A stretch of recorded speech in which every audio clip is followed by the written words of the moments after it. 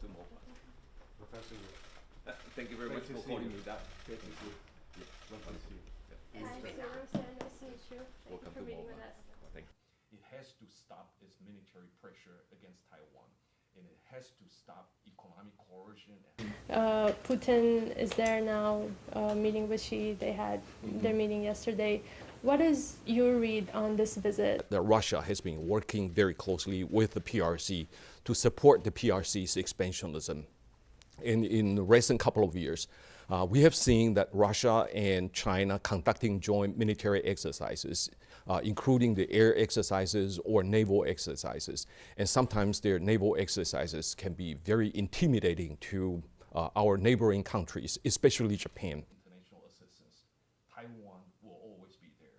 Whether it's earthquake in Turkey or Japan, situation that we have observed, and maybe some people Putin's visit to Beijing is an example of the two big authoritarian countries supporting each other, working together with each other, supporting each other's expansionism.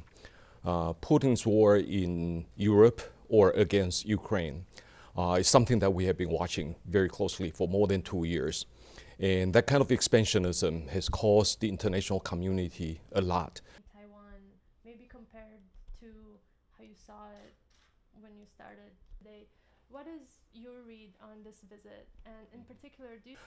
If we are not able to support Ukraine to defeat Russia, I think China is also going to take that as an indication that democracies are not committed to the defense of another democracy.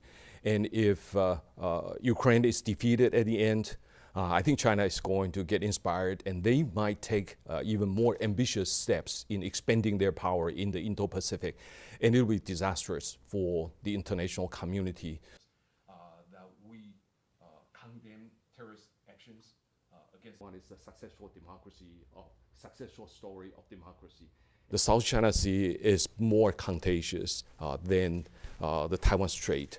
You know, if you look at the number of Chinese military vessels and also their jet fighters patrolling the South China Sea, going beyond what the areas of its claim, coming very close to the vicinity of other countries, coming to the close contacts with other countries like the Philippines, it's very dangerous. Continue to find new ways to forge relationship with other countries.